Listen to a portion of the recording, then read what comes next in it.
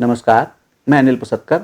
स्वागत है आपका ग्लिप्स.in में। बात करते हैं खरी खरी बात करते हैं अपराधों में नाबालिगों की संलिप्तता की, और बात करते हैं इतने जघन्य अपराध में शामिल लोगों के उम्र के आधार पर नाबालिग होने की। जो गैंग रेप में शामिल है, जो लड़का गैंग रेप में शामिल है, उसको नाबालिग कैसे मान सकते हैं? भी नियमतः या जो कह लें दस्तावेजों के आधार पर, जन्मतिथि के आधार पर, बर्थ सर्टिफिकेट के आधार पर हो सकता है वो नाबालिग हो, लेकिन जो उसका कृत्य है वो बता रहा है कि वो नाबालिग नहीं है, वो समय से पहले जवान हो चुका है। ये बहुत गंभीर मुद्दा है, गंभीर विषय है। पलारी के केसला गांव में एक नाबालिग, दो सगी नाबालिग बहनों के साथ गैंगरेप में एक नाबालिग मिला, तो आज राजनांदगांव में हुई एक हत्या में भी एक नाबालिग की संलिप्तता पाई गई, उसे भी पकड़ा गया है। हत्या अगर कर रहा है तो क्या उसको हम नाबालिग कह सकते हैं? हत्या जैसे जुर्म में अगर वो सह अपराधी है, सह अभियुक्त है, तो क्या हम उसको नाबालिग कह सकते हैं?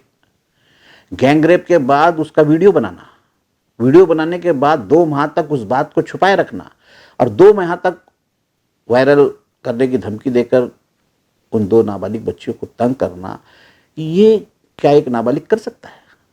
एक ये इसको हम क्या मान सकते हैं कि वो परिपक्व नहीं हुआ है? ये एक कमजोर और एक कम विकसित दिमाग की करतूत है, मान सकते हैं?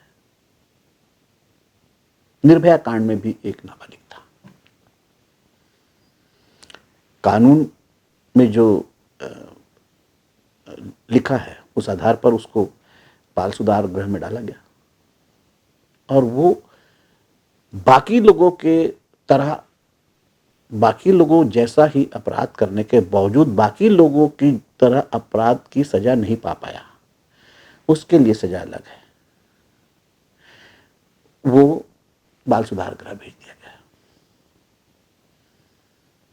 तो अगर जुर्म एक है तो उसकी सजा 2 कैसे हो सकती है?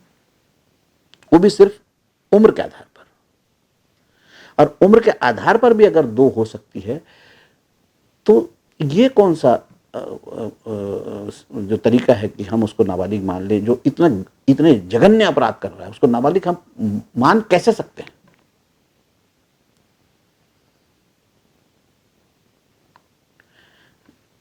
रेप कर रहा है, हत्या कर रहा है, बड़े बड़े अपराध कर रहा है और नाबालिग होकर छूट रहा है, बाल सुधार गृह में जाके बच रहा है। तो फिर जरूरत इस बात की है कि इस बारे में फिर से विचार होना चाहिए। हालांकि इस पर बहुत बड़ा फैसला आ चुका है और हम कानून के कहीं खिलाफ नहीं है, ना हम कानून की कोई मुखालफत कर रहे हैं, ना हमको कानून का विरोध करना है।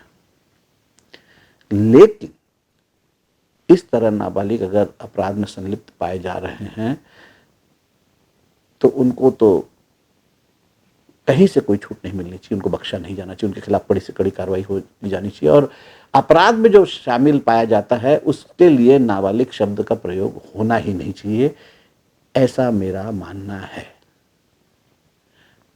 इस पर जरूरी नहीं हर कोई सहमत हो, इस पर असहमति भी हो सकती है,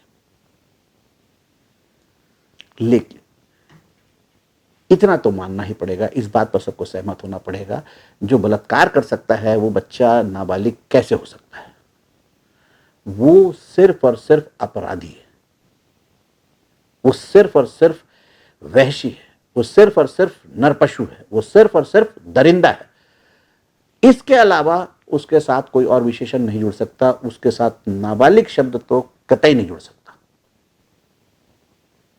और जुड़ना भी नहीं चाहिए। उसके साथ वही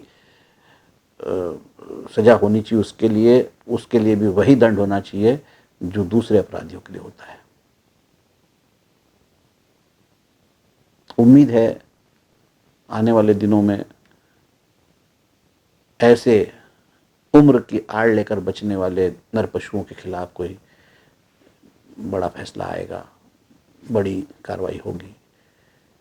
उम्मीद है कि जो अपराध में संलिप्त पाए जाएंगे उन बच्चों को नाबालिग नहीं माना जाएगा। आज नहीं तो कल ये होना है, होना चाहिए और होना भी चाहिए। आप महज उसकी उम्र के आधार पर उसको बच्चा नहीं मान सकते, नाबालिग नहीं मान सकते। उसकी हरकतों के आधार पर उसको बालिग माना जाना चाहिए।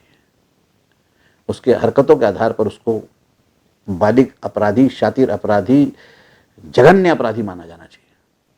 नमस्कार, अगले अंक पर फिर मिलेंगे, तब तक के लिए दीजिए मुझे इजाजत। For more information, log on to www.clips.in.